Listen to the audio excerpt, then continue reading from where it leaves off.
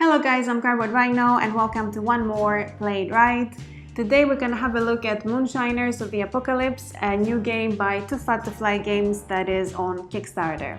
Moonshiners of the Apocalypse is a strategic town building game with a bit of dice combat, lots of exploration and dark humor for 2 to 4 players. It takes place in an alternative post-apocalyptic 1920s world, and more specifically in Shantytown, a small town where there was some terrible infection in the corn crops caused by some genetically modified sap beetles. The infected corn became infected moonshine, and soon the people who survived needed to find a way to escape the town.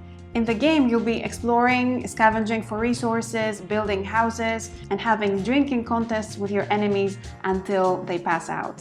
Your goal in the game is to raise as much gold as possible to be able to make it past the borders of Shantytown. The only way out is in a fancy hot air balloon, and you have only 7 days or rounds to make sure you're the one on it, as there is only space for one winner. Let's start right away with the overview of the game. The copy I'm using for this video is a prototype, so it's not the final version of the game. First, let's start by seeing who you're gonna encounter in Shantytown. There's 4 heroes which the players can select from, each with a different ability. There's also Drunkards who wander through Shantytown and create problems wherever they go. There's 3 different types of them: crazy, sad and angry, with increasing tolerance to alcohol. There's also the Survivors who are looking for a leader and they're useful in the production of resources. And there's Uncle Harding, who installed himself in a compound at the center of the board, and this is where you need to go if you want to trade any sort of good. Now I have set up a game for 3 players. You place the hot air balloon token on the first space of a time track. Here you place a drunkard, relic, booze and building tile decks. You draw 1 drunkard card for each player and place it face up next to the drunkard deck. For each drunkard card, roll the 20-sided die to determine its starting position on the board. On each drunkard card, place a tolerance token on the highest number to indicate the drunkard's starting tolerance to alcohol. You also create Uncle Harding's resource supply area with corn tokens, scrap tokens, moonshine tokens, and gold tokens. All players choose a hero and take the corresponding hero mat, the hero miniature, or in case of the prototype, the standees, and the cubes and houses of their chosen color. They also place 1 cube on either end of the inebriation track that tracks the stamina and the inebriation, and place 1 cube on the unnumbered space of the booze crate track. Each player takes 4 action tokens that they will be spending on these actions. For each player's first turn, they may choose any hex on the outside border of the map and move there to begin the game. The first player gets the first player marker, and we're ready to start. The gameplay is divided into 7 rounds with 2 phases each. There is the day phase and the night phase. In the day phase, you will complete a maximum of 4 actions divided into 2 turns. Each turn you complete 2 actions of your choice and then play moves clockwise around the table. After all players have completed their 4 actions, then the day is over and we move on to the night phase, which we will see later on in more detail. One important thing to note is that in this game, movement is not considered an action, so it's not included in the 4 actions you can do per round. But there are limits as to where the heroes can move to. Your hero may not move if you no longer have action tokens to spend this turn. Also, the hero cannot move to a hex currently occupied by another hero, except for Uncle Harding's compound. Heroes cannot cross unexplored hexes, and their destination hex must be either a previously explored hex or adjacent to a previously explored hex. Once a hex adjacent to Uncle Harding's compound has been explored, the compound itself is considered to be a previously explored hex, and that means that you may move through Uncle Harding's compound to reach another hex adjacent to it. There is 5 available actions, and each has a maximum of times it can be used in a round. We have Scavenge, Trade, Explore, Build, and Challenge. When you are at Uncle Harding's compound, you may only use the trade action. Also, you may not use the Scavenge, Explore, and Build actions in a hex if there is currently a drunkard there.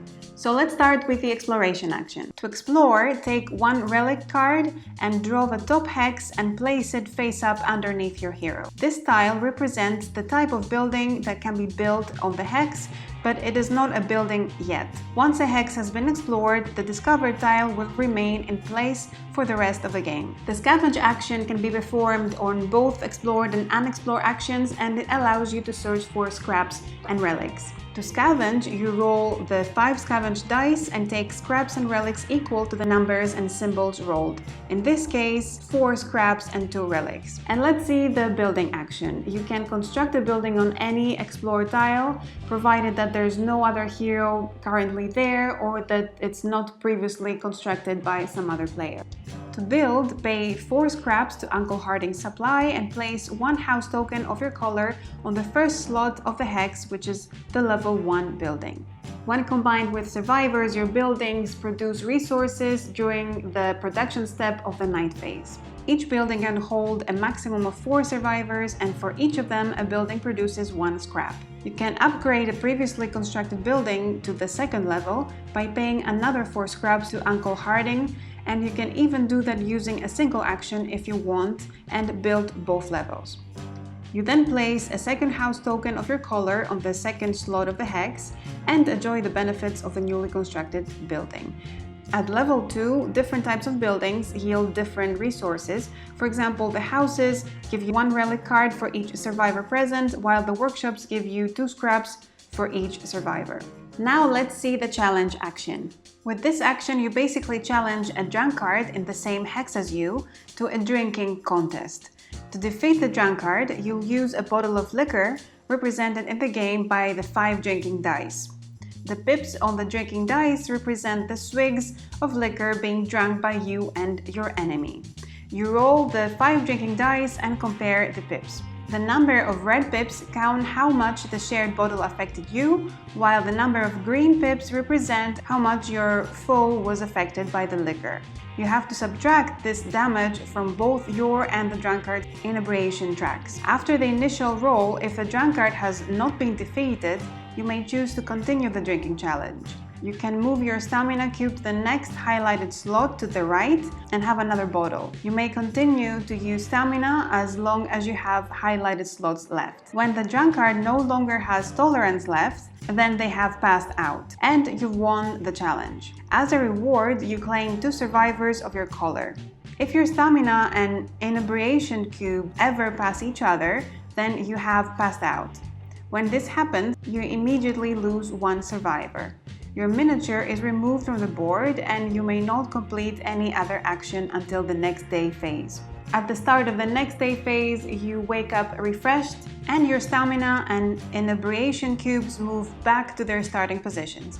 You may re-enter the map by moving to any hex on the outside border of the map. You can also use booze cards for the challenges. Here you see the booze track, which represents your bottles remaining in the crate. Every time you challenge a drunkard, you must spend 1 bottle cube to add the strength of your booze card to the green pips rolled, which helps you against the drunkard. The crate must be finished before a new booze card can be used, so each card can be used 6 times until it's exhausted. And last, there is the trade action. Uncle Harding will give you 1 gold for 8 scraps, 4 scraps for 1 moonshine, 2 scraps for 1 corn, 1 point of value in relics gives you 2 scraps, and you pay 3 scraps for any booze card you'd like to get from the top 5 ones.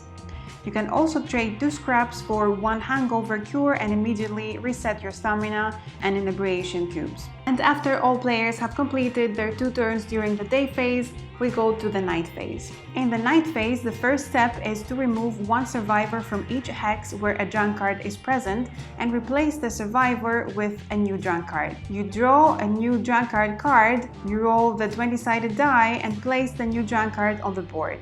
After survivors have been turned to drunkards, you may move any number of survivors between your constructed buildings to maximize production, and this does not count as an action. Then we move to production, and every constructed building produces according to how many survivors it has on it, its level of building, and the type of building it is. The next step in the night phase is the redistribution of survivors. You may move survivors freely between buildings to prepare for the next round's production. Then, for the Drunkards that are still on the board, you roll all 3 movement dice and evaluate each in order, starting with Crazy Drunkards and continuing with the Sad Drunkards and last the Angry Drunkards. All Drunkards must move in the direction indicated by their respective die, 1 tile at a time, but they do not move if they are on a hex with the hero or survivors. After all Drunkards have moved, new Drunkards enter Shantytown depending on the round. On the first one, you add Drunkards equal to the number of players. In rounds 2 and 3 equal the number of players plus 1, rounds 4 and 5 plus 2, and in round 6 plus 3. Note that there can never be more than 1 Drunkards in a given hex. When movement will place 2 Drunkards in the same hex, you reroll the movement die until an empty space is rolled. And as a last step, you advance the air balloon token on the time track 1 space to the next round. Once the 7th night production has been completed, then you immediately convert all of your resources to scraps, and for every 8 scraps you get 1 gold. 1 moonshine gives you 4 scraps, corn gives you 2, relics give you 2 scraps for every 1 point of value, and for every 4 survivors on your hero mat you take 1 gold. And the player with the most gold is rescued by the hot air balloon and is the winner. Overall, I find the theme of the game unique and very entertaining as well. It's relatively fast-paced with low downtime as the rounds are split into smaller turns. You need to try in the game and make a good deal with your trading, and also you can try to chain somehow together the different types of buildings so that you can create a smooth production engine and benefit the most from the resources. And all that while fighting off the Drunkards and trying to keep your sobriety. So that was Moonshiners of the Apocalypse. Thank you guys very much for watching. If you have any questions, you can post them in the comment section below, and I will see you in the next video.